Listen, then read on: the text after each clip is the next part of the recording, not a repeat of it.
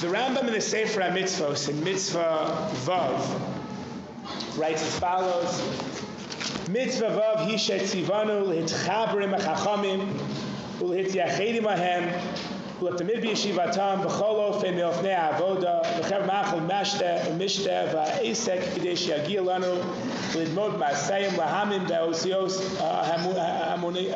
ha'amitiyot midivrayim. According to the Rambam, one of the Taryag mitzvahs, one of the 613 mitzvahs, learned from the pasuk of V'dafka bo, as he quotes later on, is to cling to attach yourselves to connect to Talmidei Chacham. It's learned from the pasuk of V'dafka bo, which literally means to connect to Hashem. That's impossible. Hashem is a fiery ball. Eish ochlahu. Rather, that's not the pshat. Rather, you should feed them and talk to them, be involved with them and talk to them and learn from their ways. There's even a mitzvah to marry a daughter of a Talmid Chacham, etc., etc. There's a mitzvah to connect to Talmidei Chacham. I just wanted to explain, I guess, a little bit about this mitzvah. It's a mitzvah that very often our community is not one, not a mitzvah that our community very much connects to. You look from the community we come from, right away people talk about chesed and generosity, giving. People value education, so it spills over to Talmud Torah. Sometimes the opposite, which is better. Value Talmud Torah, so it spills over to education. In the Haredi world, this is mamish, the greatest of the greatest. There's so much respect and prestige given to Gedolei Torah, and sometimes maybe too much, but it's significantly better than our community. It's something I think our world needs chizuk in. I remember I was one time in Meir Sharm, and I was talking to a chassid there, and he told me he has a minhag, he has a practice to just repeat names of Gedolim throughout the generations. Sometimes he talks about Amoraim, sometimes Chassidish Rebbes, or just Rav Yochanan, Reish Lakish, Abaye, Rav Zera. I thought it was like the silliest thing I ever heard of. I said, you may as well at least he's like, it creates Yiras Shamayim. Like, why not just learn Torah? That's a mitzvah and it creates Yiras Shamayim. I guess I'm a litvak, what can I tell you? But a sense of, pictures on the walls and recognizing and valuing, and again, sometimes the Haredi community overdoes it. Sometimes you feel like if you don't become a gadol, you're a failure, which I think is incorrect hashkafa. But I think it's something our community can use chizuk in. True, this really comes back to a different pasuk in the Chumash. Shal avicha v'yagecha v'zekenecha v'yom lulach. That a person should know what's going on, I guess, in Jewish history, know the personalities, know the stories. One is because it gives you a great perspective on history and understanding of the world. It's difficult to appreciate Zionism until you understand perspective on the world. If you don't know what we had, you can't appreciate what we do have now. If you don't appreciate how Jews lived throughout world history, it's difficult to have a proper perspective on hashkafa, on the world. But more than that, there's this value of connecting to Talmidei Chachamim, and naturally what I wanted to focus in upon. To sit in their yeshivas, to learn their chachma, to interact with them.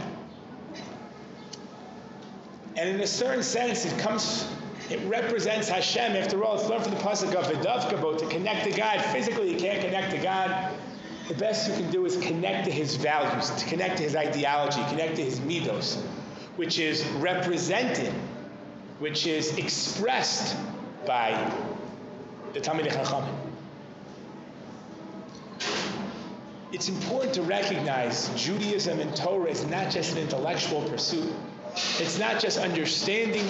It's not just comprehending and getting to the bottom of Machlokas, Rambam, Ravid. It's not about making a correct diuk and a meiri, how to understand the Machlokas and the Gemara. It certainly is about that, but not alone. Torah is supposed to create not just intellectual clarity of thought, but to have a hashpah on our deos as well as our hanhagos. And that you see expressed by Mishnayos like Pirkei Avos, Sifrei Musar, but maybe even the clearest by people who live it, by people who represent it. That's why you hear Gedolim stories. That's why Jewish stories have made it so central in our religion. You hear a story of Rav Moshe, you hear a story of the Rav, you hear a story of Rav Chaim, you hear a story of the Chafetz Chaim. And the stories represent midos and character traits, and very often different one from the next. You read stories of the Chafetz Chaim, you see a real sense of anava, a real sense of humility, a real sense of a person who is living a life not about himself. You hear stories about Rav Horn, you hear stories about what it means to have a sense of dignity, a sense of pride, a sense of what it means to be a ben melech. Different aspect, different hashkafic point. You hear stories about people like the Nitziv who have a tremendous sense of mesiras nefesh, learning yomam v'layla, tremendous hasmada. Stories of the Nitziv putting his feet in ice late at night in order so he should not fall asleep when he's learning, but to keep on plowing through, to keep on working, to keep on, plugging, to keep on pounding. You hear stories of tremendous balei tzedakah, tremendous machnisei archim. You hear stories of Rav Chaim Soloveitchik. You're not just breaking into houses, saving Jews from a fire that was burning down. You hear stories of playing on the floor with little children. You hear stories of Yashua. Supposedly the Brisker Rav's house, there was $1 bill or something like that left on the table for 25 years because with a little note next to it that said, there's a suffix as to who this money belongs to. Like tremendous meticulousness in terms of money. You look in the own, and it's important to hear this through Gedolim, it's important to hear it from Talmidei Chacham, it's important to see it, it's important to see it from your own Rebbeim. You look around the base medrash and you see different character traits from different Rebbeim. It's important to figure out which you identify with and which you want to connect to more. You see a person who's so medaptic in things, you look like the Rosh Ravina. Not just the passion and care for mitzvahs that he wears tefillin all day. Positive, happy, smiling, friendly. You look at other Rebbeim, they have other character traits. You look at Rav Yeager, you will not find a bigger anav, probably in most of your life, than Rav Yeager. The guy doesn't have any arrogance in him at all. I'm probably exaggerating slightly. But the sense of, a real true sense of what you can learn from different Rebbeim. I remember when I was younger, I used to think, I was still trying to figure out hashkafic nuances, the difference between the right and the left and the Charedim and the Tzionim and the Modern and the Yeshivish and the Sephardim and the Ashkenazim and different types of hashkafic points, things that we're debating. And I remember coming to certain conclusions and thinking to myself, the whole world was a bunch of Charedim with the exception of the Rav Kook, and maybe the Rambam. Like it's almost like an apologetic modern Orthodox perspective. We're like, at the end of the day, do we really believe in what we're doing, or is it just easier? If the answer is it's easier, listen, my friend, life's not about easiness, it's about doing what's right. If that's the reason why you have an ideology of modern Orthodoxy, or whatever you want to call it, centrist Orthodoxy or Zionism, you're fooling yourself, do what's right. But I really felt like a sense of, is it really all the Gedolim verse 2 or 3? And the real answer is I didn't know who the Gedolim were. I never heard of Rav Zevin or Rav Zolti. I never heard of Tzvi Yehuda. I never heard of Yaakov Moshe Charlap. I never heard of Tzvi Pesach Frank. I never heard of the Sri Dayesh. I never heard of Aryeh Levine. I never heard of David Tzvi Hoffman or of Sham Shafal Hirsch. I never heard of the Alter of Kelm. I didn't know the Alter of Slobodka.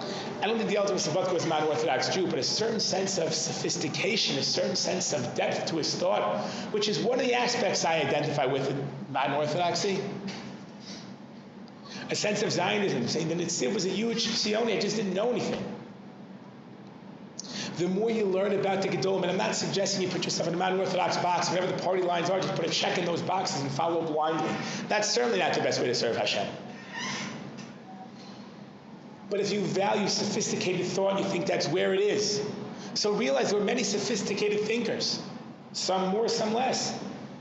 The Brisker Rav was a very brilliant thinker, but you read his stuff on Chumash, it was not broad-minded, it didn't stretch your religious horizon. You read the Ramban, it does. The Ramban was a sophisticated thinker.